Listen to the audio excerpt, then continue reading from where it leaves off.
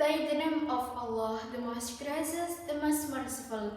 Bismillahirrahmanirrahim. Assalamualaikum warahmatullahi wabarakatuh. Alhamdulillah. Alhamdulillahirabbil alamin. Wa bihi nasta'inu ala umri dunya waddin. Wassalatu wassalamu ala asyrofil anbiya'i wal mursalin sayyidina wa maulana Muhammadin wa ala alihi wa sahbihi ajmain, amma ba'du. Pertama kalinya, mari kita panjatkan puja dan puji syukur atas kehadirat Allah Subhanahu wa Ta'ala yang telah memberi kita nikmat serta hidayahnya. Secondly, salawat and salam to our Prophet Muhammad Sallallahu Alaihi Wasallam, Sallu ala Nabi Muhammad, who has guided us from the darkness to the lightness, namely Islamic religion. Yang ketiga kalinya, saya berdiri di sini ingin membawakan pidato saya dengan menggunakan dua bahasa, with Indonesian language and English language, yang berjudul Menumbuh Kembangkan Jiwa Kemaritiman Menuju Jala Svepa dan Jaya Mahe dalam rangka SDM Unggul Indonesia Maju. Wahai pemuda Indonesia, Indonesia merupakan negara kepulauan terbesar di dunia yang memiliki 17.000 pulau dan garis panjang lebih dari 108.000 km. Indonesia juga memiliki kekayaan hayati laut yang besar di dunia. Dengan potensi tersebut, sudah selayaknya Indonesia menjadi poros maritim dunia. Bukan melalui jargon-jargon kemaritiman semata, akan tetapi juga memulai kerja nyata di berbagai bidang. Untuk itu, negara menekankan bahwa bangsa Indonesia harus bekerja keras untuk meningkatkan konektivitas laut dan meningkatkan keamanan kemaritiman untuk melindungi kepentingan rakyat dan kepentingan nasional. Pemanfaatan dan pengembangan ilmu pengetahuan dan teknologi di dalam dunia perkapalan dan pembuatan industri kapal harus terus-menerus kita upayakan atau kita kembangkan. Bukan hanya industri pembuatan kapal saja, akan tetapi juga industri jasa perhubungan atau jasa logistik berskala global harus terus-menerus kita kembangkan supaya menjadi lebih baik lagi, dan kita bisa membuktikan kepada dunia bahwa negara kita bisa menjadi poros maritim dunia dan negara kita bisa menjadi negara yang maju seperti negara-negara lainnya yang maju, agar negara kita tidak dianggap sebagai negara yang kurang maju, karena ada beberapa negara yang menganggap negara kita seperti itu. Oleh karena itu, penangkapan ikan di laut harus dilakukan secara bijak untuk kepentingan generasi sekarang dan generasi yang akan datang. Contohnya, penangkapan ikan di laut harus dilakukan dengan pola cara yang terukur sesuai asas keberadaan sumber daya laut. Karena apa? Sekarang banyak sekali warga Indonesia yang melakukan penangkapan ikan di laut secara ilegal, seperti menggunakan kuku harimau atau bom atau racun dan lain sebagainya. Itu bisa merusak ekosistem di laut dan karang-karang yang indah dan cantik yang ada di laut. Dengan rusaknya ekosistem di laut, lantas bagaimana cara kita menjadikan Indonesia menjadi poros maritim dunia?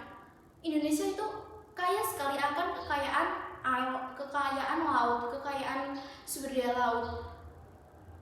Dan jikalau ekosistem yang ada di laut rusak, itu sangat merugikan Indonesia sekali, bangsa Indonesia sekali. Oleh karena itu, penangkapan ikan di laut harus dilakukan secara benar, seperti menggunakan pancing atau menjaring dan lain sebagainya yang aman untuk ekosistem dan terumbu karang yang ada di laut, dan juga tidak membuang sampah di laut. Itu juga bisa menjadi salah satu penyebab ekosistem rusak yang ada di laut. Pemanfaatan ilmu pengetahuan dan teknologi bisa membuat negara kita menjadi negara yang lebih maju lagi, dan kita bisa membuat Indonesia menjadi poros maritim dunia. Mari tunas bangsa, kita wujudkan Indonesia menjadi poros maritim dunia. Indonesia yang maju dan Indonesia yang berkeadilan. Dalam suatu hadis yang menerangkan, Bismillahirrahmanirrahim. Man qutila duna dinihi fahuwa syahidun wa man qutila duna damihi fahuwa syahidun wa man qutila duna ahlihi fahuwa syahidun wa man qutila duna malihi fahuwa syahidun, yang berarti barang siapa yang terbunuh ketika ia mempertahankan agamanya, maka ia termasuk orang yang syahid. Barang siapa yang terbunuh ketika ia mempertahankan darahnya, maka ia termasuk orang yang syahid. Barang siapa yang terbunuh ketika ia mempertahankan keluarganya, maka ia termasuk orang yang syahid. Dan yang terakhir, barang siapa yang terbunuh ketika ia mempertahankan hartanya, maka ia termasuk orang yang syahid.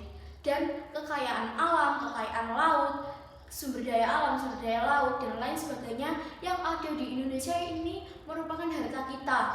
Kita sebagai warga Indonesia harus mempertahankan itu semua. Jikalau misalnya kita terbunuh karena kita mempertahankan semua itu, maka insya Allah kita termasuk golongan orang yang mati syahid. Amin, Allahumma amin. For youth of Indonesia. Indonesia is the largest archipelago in the world, which has 17,000 islands and a coastline of more than 108,000 kilometers.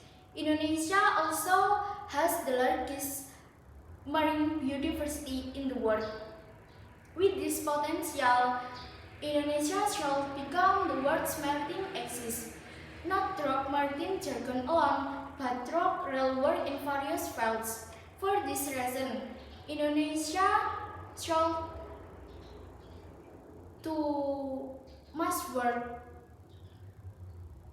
to improve maritime connectivity and improve maritime security to protect the interests of the people and national interests. We must empower for more equitable economic growth and to increase the added value as well as unite our country Indonesia. With Jalas Veva and Jaya Mahastram, which mean it is in the ocean we win, or our glory is in the sea. We has continues to work to improve maritime connectivity of all islands in the archipelago. This is done, among others, through the construction of large ports and small ports on small and isolated islands. Through the SEATOL program to facilitate the mobility of goods and people between islands to ensure better public service and increase the added value of the local economy. The potential for sea-based food industries such as fisheries and vegetable growth. The potential for maritime tourism by utilization the wealth and beauty of the sea. The potential of the drug and health supplement industry based on marine biological and vegetable wealth can be the basis of Indonesia's economic growth that is evenly distributed throughout the archipelago. On this occasion, we must be supported by science and technology because it occupies a very strategic position to support Indonesia as a maritime axis world. We must strive continuously for the utilization and development of science and technology in the shipping world and the growth of the domestic shipping industry, not only in the shipbuilding industry but also the global scale transportation and logistics service industry. We must continue to develop. Therefore, the use of marine resources must be done wisely for the benefit of current and future generations. For example, fishing in the sea must be carried out with measurable fishing partners according to the principle of sustainability of marine resources. The wise use of science and technology will make us strong based on our maritime strength. Let's root our nation to realize Indonesia as the maritime assist world, an advances and just Indonesia. In one hadith that explains Bismillahirrahmanirrahim, Man qutila duna dinihi fahuwa syahidun, wa man qutila duna damihi fahuwa syahidun, wa man qutila duna ahlihi fahuwa syahidun, wa man qutila duna malihi fahuwa syahidun. It means whoever is killed while defending his religion is martyr. Whoever is killed while defending his blood, he is martyr. Whoever is killed while defending his family, he is a martyr. And the last, whoever is killed while defending his property, he is a martyr.